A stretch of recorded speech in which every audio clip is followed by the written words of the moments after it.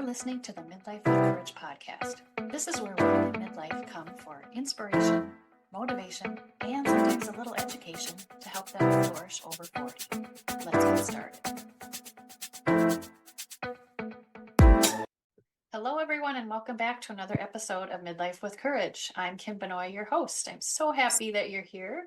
I'm also very happy to have my guest here with us today. Her name is Ayo Haynes. Welcome to the podcast. Thank you so much for having me, Kim. Well, I'm excited to talk to you. Could you just introduce yourself? Tell us a little bit about you. Where in the world are you? What you do? Whatever you want to share. Yes, I'm a native New Yorker, now living in Connecticut and loving it. I should let you know that I'm a coach. I help women in their 40s, single women in their 40s and 50s, become mothers via adoption. And specifically, I espouse open adoption, where we can have a relationship with the birth family that really strengthens the adoption triad. And the adoption triad simply is the adoptive parent, the birth parent, and the child, and all of that to really strengthen the emotional life and well-being of the child throughout their life, being an adopted child. I'm also a realtor. I'm licensed in 2 states, and I'm a keynote speaker. I'm a facilitator. I do so many things. You do lots of stuff. I love it. I love it. Yeah. I love how you just kind of do whatever you feel like. It kind of sounds like just, I think I'm going to do this. Let's just go do it. Yes, it's one of those things you have to embrace the fear that goes along with many things. And a lot of times I'll just be, yeah, let's do it. And then in the midst of it, I'm like, oh my gosh, what did I just get myself into? But because I've already committed to it, or I may be the first person doing it in a group, and I know that if I turn around or show fear, that will affect everybody else. I'm like, all right, I have to do it. I just have to go and do it. I love it. I love that attitude. All right. Before we jump into more of your story, tell us about a time when you felt the most courageous, or you felt like you had courage. Yes, that's such a great question. And I think there are many times in my life, if I look back over my journey, I could say there were times when I was so courageous, I surprised myself. But really, the one that still stands out and is still affecting my life to this day forward, 10 years later, is deciding to become a mother through adoption. Because as a single woman, I had all of these ideas of what motherhood would be, like being a mom and a wife. I really had an expectation for, the picket fence, 2 kids, the dog, cat, all of that, husband. And when that didn't happen, I had to make some really courageous decisions about what it was that I wanted for the rest of my life and what that looked like. Could I do it? Could I do it by myself? Was I courageous as I've always thought I was to do that? Because that's huge. And it's an ongoing need to be courageous. So just making that decision was pivotal, because 10 years later, it has informed my career as well, leaving real estate or putting real estate as a secondary income where coaching is my primary. Oh, I love it. I love it. I just can't wait to dig into all this.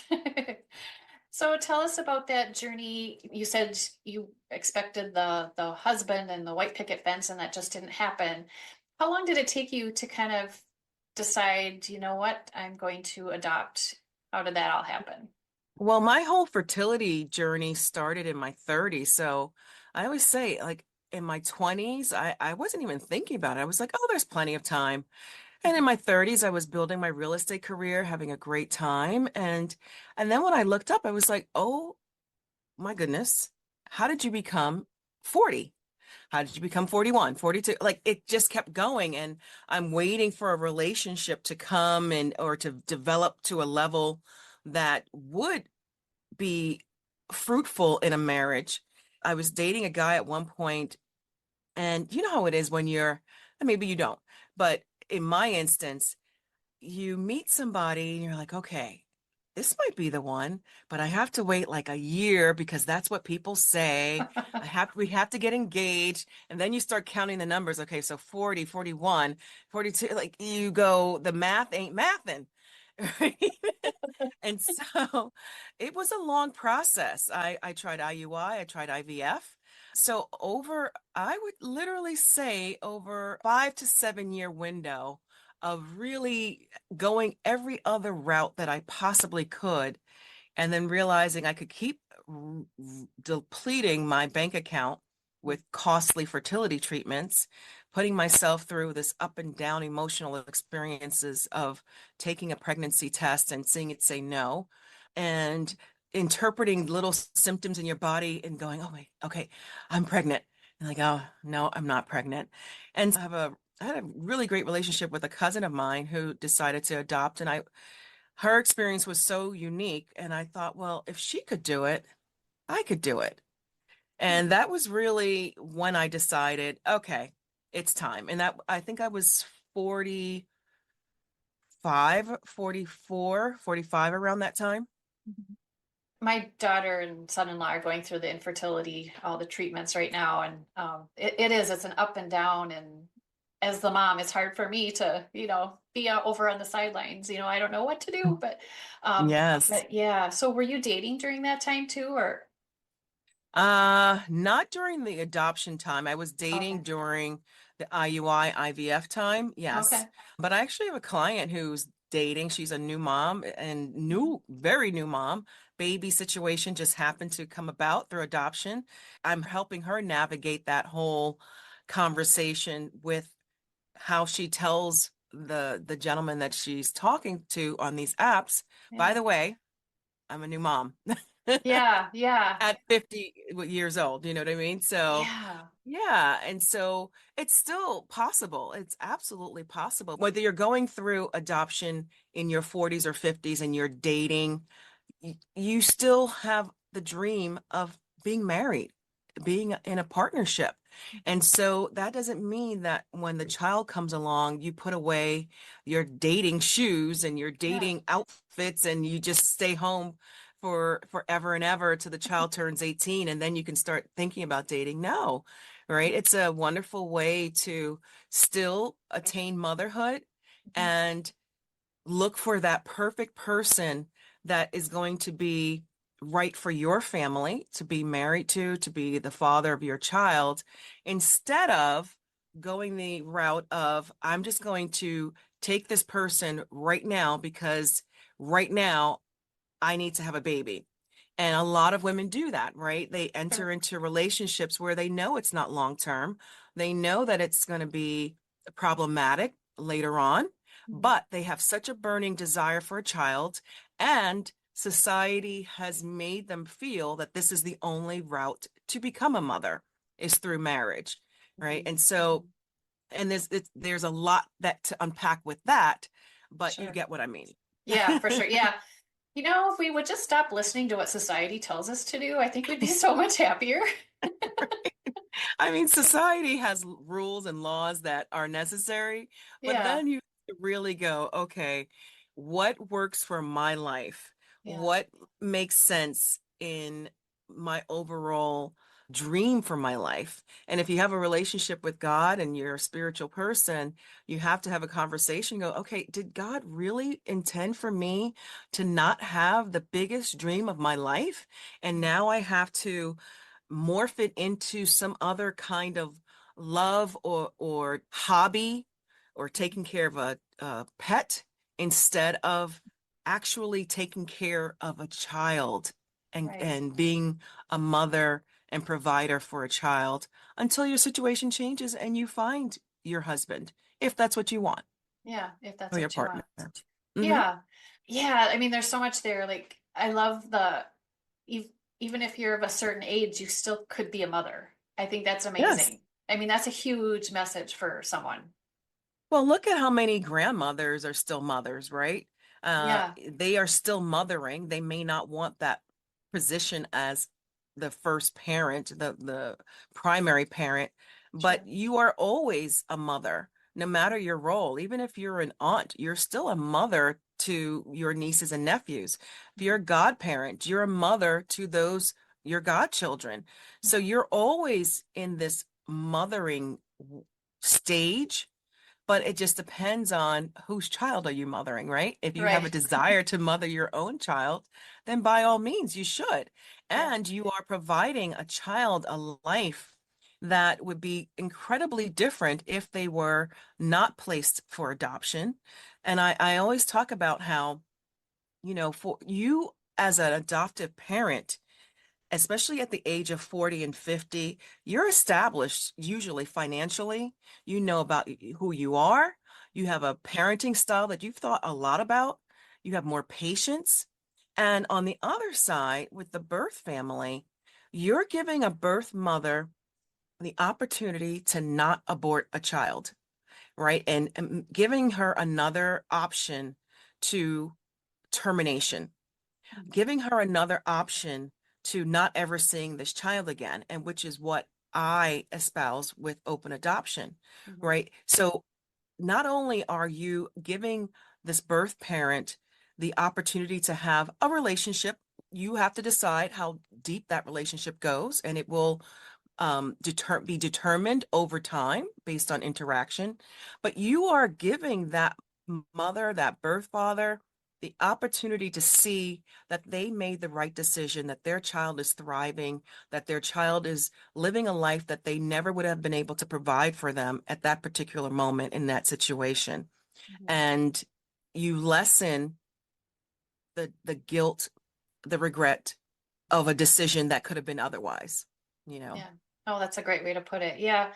When you were talking about how, if you have a relationship with God and which, what if, are you doing this the right way? You're also, God also wants you to help to take care of other people, and who better to take care of than, babies or children that would otherwise not have a great life. 100%. Yeah. Absolutely. We had our kids really young. We got married young, and I feel like I grew up with my kids. So I could imagine being a little older, having that knowledge and that wisdom and that probably more patience too Yes. as kids get older and dealing with that. What are some of the challenges a single woman in her 40s or 50s has when trying to adopt or wanting to adopt? You know what? From a standpoint of going through the paperwork and the process, it's not that difficult. Mhm. I mean, there is a waiting time. You have to find the right agency. There's a lot of things you have to do to prepare to be an adoptive mom. But a lot of the difficulty stems with mindset. A lot of the difficulty stems from the mindset change that needs to happen with the prospective adoptive parent, mother, because we have oftentimes a record playing in the back of our head going, I'm too old. I can't do this by myself. What will people think? Can I really love a child that didn't physically come out of my body? And so once we addressed those questions that may be there, and you really determine how sure you are of your desire to have a child and the reassurance that I can provide as a coach, then everything else is just paperwork and waiting. My sister adopted a child. He was 9 at the time that he was adopted. So I kind of know about the process a little bit, but I know there's a lot of paperwork and there's a lot of waiting. So Yes. what do you do with the prospective mothers who, is that what we should call them? Prospective mothers or future Yeah, mothers, maybe? prospective adoptive mother. Yeah. And, Um, and talking about your sister who adopted, if there, I'm going to assume because he was 9 that he was in foster care, it was a mhm. kinship adoption or something like that. Yeah. So in the United States, domestic adoptions generally, if you're looking to adopt a baby, is going to be a private adoption, maybe through an attorney or through an agency. When I start hearing a child is like 2, 3, 4 or older in the United States, it tells me that it's either a kinship adoption or a foster care adoption, foster to adopt. Internationally, yes, you can adopt an older child, and that would make sense because there are so many children languishing in orphanages and stuff like that. Paperwork takes a long time. There's a lot more processes that have to be met. But in the United States, you will have to get a home study. You will have to hire a social worker. to come into your home and to examine it, make sure that it's in good condition, that there's a second bedroom, especially if the child is of an opposite sex than you. They're going to look in your financials. They're going to look at your tax returns, if you have insurance. So your fingerprints do have to go down to DC, to the Department of Homeland Security. If there's something going on in the world, it might take a little bit longer. If everything is calm, it might be pushed through faster. So there's just a lot of little things. I almost say, if you've ever bought a house and you've had to do a lot of paperwork for a house and you have to send it back to the mortgage person and this, that, and the other, it's a lot of that, right? It's a lot of hurry up and wait to finish that paperwork, and then you wait for a birth mother, birth family to choose you, or you wait for a situation where a child is placed for adoption at birth in the hospital and there's no notice at all. So Um, those type of situations happen as well. sure. Yeah, I'm glad the process is so, I mean, not having going through it myself, but I'm glad that the process is so detailed and so it's almost invasive, isn't it? Because they're looking at every aspect of your life. Because, Absolutely. And if you yeah, feel, if you get your feelings hurt by people poking in your business, then you're not going to get a child through adoption. right, exactly, And exactly. it really is a process that should be scrutinized. Not everybody should be a Mhm. parent, and that's whether they adopt or not, right? Right, Physically. right. They're- So, open adoption, we kind of know what that is, but tell us about that a little bit more. Open adoption is a wonderful way to ensure that your child is not going to be bogged down mentally with a bunch of questions that are going to trip them up later in life or even earlier in life. It takes the secrecy out of adoption. It takes the shame out of adoption. It takes the fear out of adoption. It helps both parties, adoptive parent and birth parent, get to know each other and operate from a place of knowledge instead of a place of fear or wondering, who is she? What do they do? What happened? Why? All of those questions have the opportunity to be answered with conversation, talking to someone who, on one end, has gifted you the best gift of your life, and on the other hand, has taken your most treasured possession and has pledged to take care of it for the rest of their life. It's a beautiful way to put it. I love that. Right? Uh, So why wouldn't there be a conversation? yeah. Why wouldn't both parties want to share in watching how this wonderful child grows up? And if you have at the core the well-being of your child's mental health, then you do it, right? Now, obviously, not every situation is going to lend itself to having an open relationship with between both parties. But if it does, it just starts with conversation. Sure. If it does, it starts with text messages, with sharing of pictures. And it doesn't have to be a daily interaction, but if that works for your particular situation, then it works for your particular situation. If you hear from them once a year, but it's hey, how are you? How's everybody doing? Then it's once a year. But the openness is one, with the birth parent knowing who they are and all anything that wants to be shared. But the other part is with the child, making sure that your child knows their history. Now, and when I say history, not history of what circumstance happened to inform their birth and all of that. I'm saying their history on how your family was created or added to because of their presence in your life. I love that it's child-centered. Absolutely. I mean, it should be, but sometimes we forget. 100% child-centered, although as a brand new mom, I wanted to know everything about the birth mother. And I'm like, oh, I wonder this, I wonder that.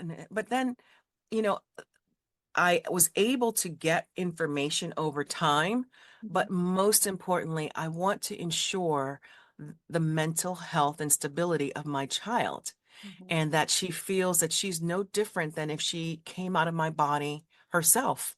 Mhm. Yeah, so there's no reason to be shameful on either side, right? I am Right. like, she's amazing. And it just so happens that many people do not even know that she's adopted unless it comes up because we look alike. We Oh, happen to look alike. just worked out that way. It did, yeah, Oh, that's exactly. cool.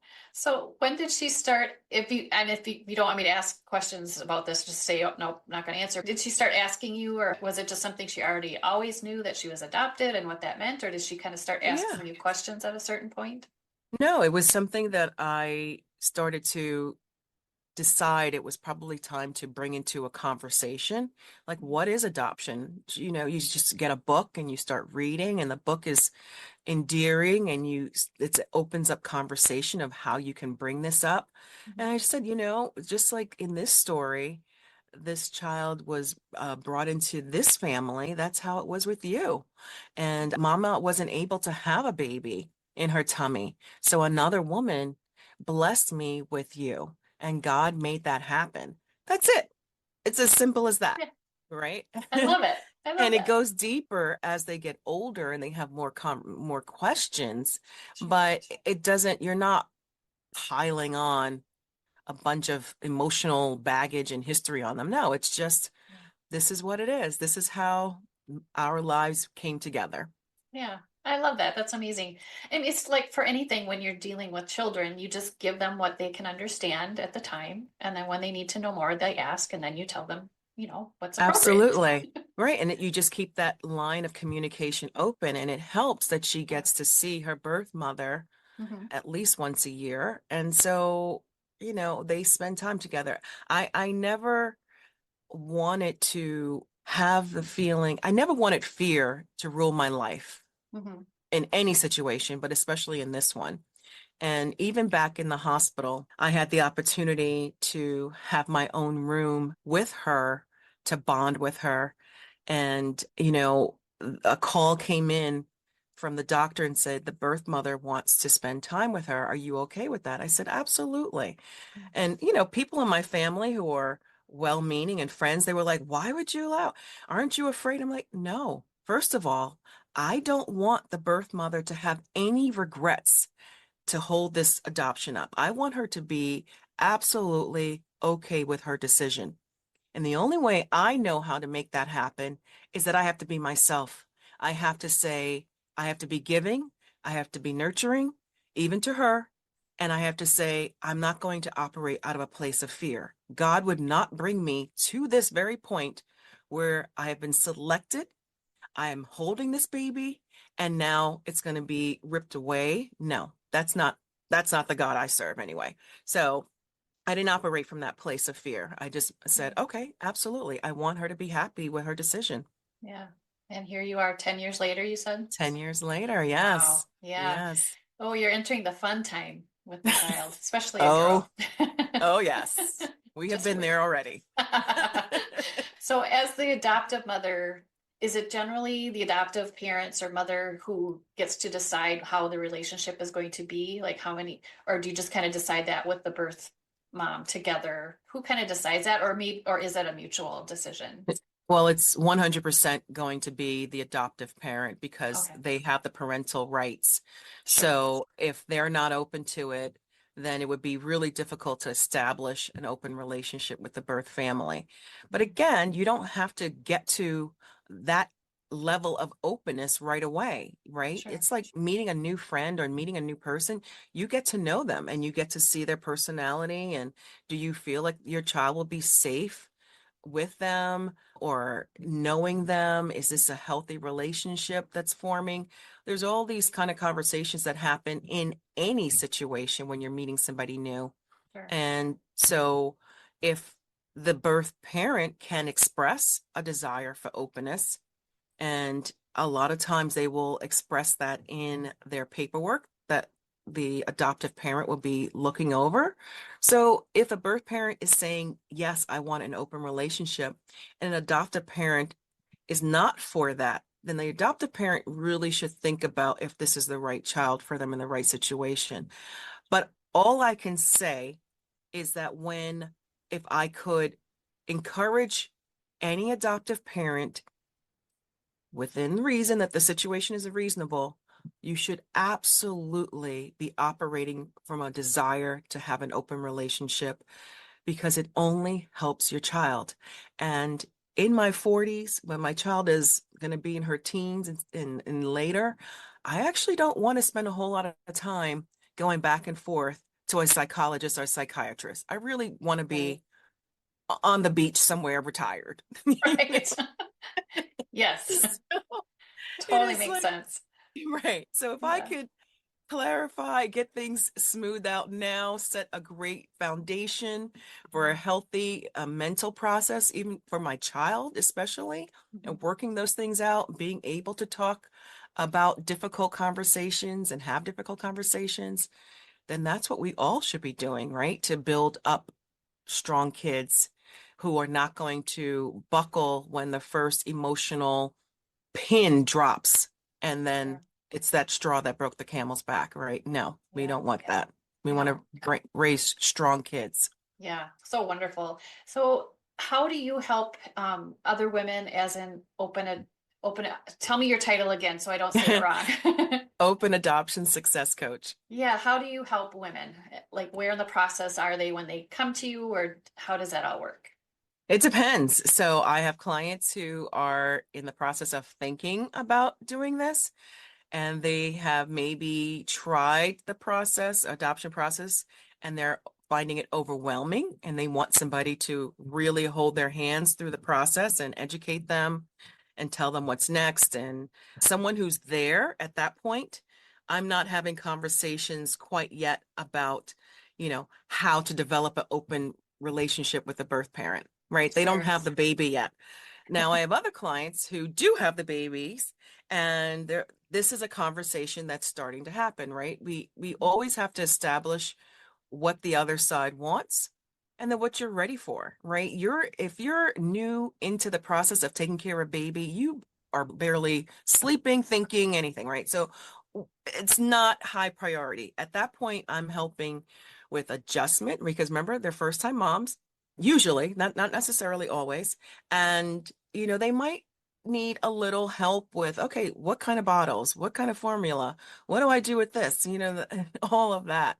And it could be overwhelming even if it was a couple. So imagine if you're doing it by yourself and if you don't have an older aunt, grandmother, somebody there to give you what they did. Right. Hey, ladies. I just wanted to thank you for listening to this episode. And I also wanted to remind you that there are a couple easy ways for you to support the show, and they are both free. The first thing, maybe you've already done this. That's great. Thank you so much. Go to the platform where you listen and click the follow button. Super easy. You'll get notifications of every episode the day they come out. If you want to get those notifications earlier, you can go ahead to my website, www.midlifewithcourage.com, and subscribe to the website. What that means is you'll get an email every Monday with an inspirational message and a link to the episode so that you can listen to it ahead of everyone else. So if that sounds great to you, I would love for you to do that. Join me on my website. You'll also get notified of some wonderful new things I have coming down the road. I can't wait to share them with you. So remember, follow and subscribe. Let's get back to the episode. Yeah, that's amazing. I would have used that even though I didn't adopt. Yeah, I call it like being an adoption doula, right? Yeah, So, that was the word I uh, was gonna say. Yeah. yeah, Oh, and it just extends a little bit later on okay. into later in life because again, it's all about that relationship, that open adoption relationship with the birth parent. Oh, neat. So do you work with like adoption agencies so that people know you're available, or how do you kind of get the word out that you're there to help? Yeah, so I get the word out through my website, which is openadoptionsuccess.com. Okay. And I do work with adoption agencies and social workers. It's whoever finds me. It's been I only started, like I would say, less than a year ago, and the journey has been incredible Really? because, yeah, there are so many people, there's so many women who have subjugated their desire and their dreams for motherhood because they have gotten to that age and because they are single and society says, I'm sorry, you're not married. You should not have a child. And so they're wrestling with this huge desire to be a mother. They have the means, they have the financial means, they have the emotional means, but they don't feel very comfortable bucking societal trends. And, I can't fault them for that, Right. but I can encourage you to do what's best for you and what makes you happy long term, because a dream that is deferred or denied 20 years, 30 years later, it has an impact. And I don't care what anybody says when they say, no, it's okay. I'm okay with it. Yeah, you can become okay with it, but it's still a fester point or a point that has a scar Yeah, that you've definitely. learned to, bandage over or put a salve on. Yeah. Those scars have a way of coming up to the surface, though, like you said. Absolutely. Yeah, they Yeah. do. So where do you find the energy for a 10-year-old or a child or even a new baby? Is Right. that something that you kind of deal with a little bit too with new moms? Well, yes, but imagine that you got your most passionate item that you've always wanted, right? Sure. Yes, you're going to be physically tired, but then you are running off the gas of, oh my gosh, I am literally holding my miracle, something that I didn't think that I ever could have. You can imagine how much fuel that will put in the tank for you. Sure. And so, yes, there's a physical aspect of it that is you're going to have to get around, but there are ways to get around it, right? You have to have a community of people that can help you, that can babysit for you, that are trustworthy, that when you need to go take a nap and you take a nap with the baby and you still go, try to get your hair done and like do those things that make you feel human. and and also you try to minimize those type of situations that are going to have long-term effects. So I'm a very huge proponent of glass bottles versus plastic bottles, right? I made my daughter's formula from scratch because I didn't like what I was reading in on the labels of the formulas, right? So there are certain things that behaviorally will be impacted based on chemicals that are added into our child's life. Mhm. So if you can minimize that, right? And I'm a proponent also of chiropractic care. My daughter had her first chiropractic adjustment at 4 days old, Mm, and she was not gassy. She slept through the night. She was a great baby. And I'm pretty sure it's because of chiropractic care sure. and the great formula I gave her. So let's minimize the things that we can control, the Mhm. external influences that will give you a cranky baby, a gassy baby, a colicky baby, and who will sleep through the night and let you sleep through the night. And that right there is huge. Yeah, for sure. I love all those things. Yeah. Oh, that could be a whole other podcast, but but yeah, I think too, as you get older too, I mean, like we said before, you have more wisdom and kind of go with the flow a little bit better. So that probably helps as well when you're taking care You of know, this new that's person. Yeah, it's funny because I this week have been reading about Solomon, right? And Solomon prayed for wisdom and knowledge. And I used to always pray for peace and understanding. And I was like, oh, interesting. He's been praying for wisdom and knowledge. That's my new prayer, right? Because with Yeah, wisdom, you have the answers. You're not fearful. If you have wisdom, there's no fear because you know. what what you know. Yeah, that's amazing. I love that too. Have to Hmm. do that too. Wonderful. So you already said your website, optionsuccess.com. Is there Right. any other way that people could reach out to you if they wanted to find you? I'm on all the socials and I'm doing courses. You can definitely check out my website there.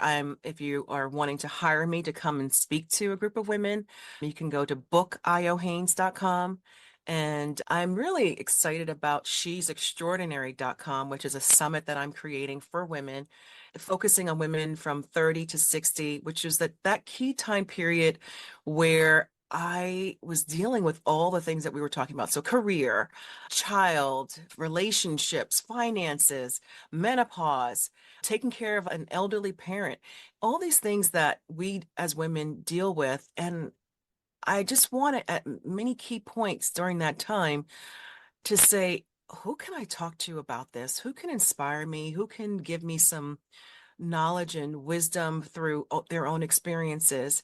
And so I created this incredible summit called she'sextraordinary.com, and you can go to that, and tickets will go on sale in the new year. Super excited about the lineup of celebrities that we have coming.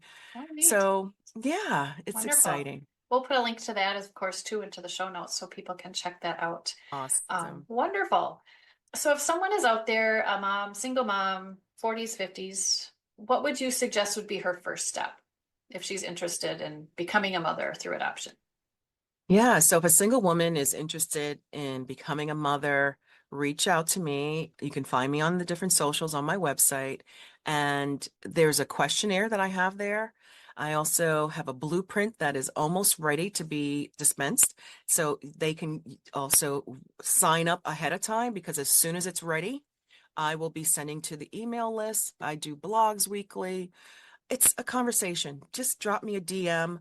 I find a lot of times, Kim, that because of the subject matter, people are reluctant. I don't want to say embarrassed, but reluctant to say, I was thinking about that when they're looking at one of my posts. They won't do that in the comments, but they'll send me a DM. And Uh, that's where they feel more confident and comfortable. So sure. go ahead and drop me a DM. Yeah, Let's have a wonderful. conversation. Yeah. Yeah. We can do a 15-minute call and really talk about your next steps and what might be holding you back from achieving your lifelong dream of motherhood. Yeah, wonderful. Well, Ayo, before we say goodbye, is there any one last little message you want to share with the listeners?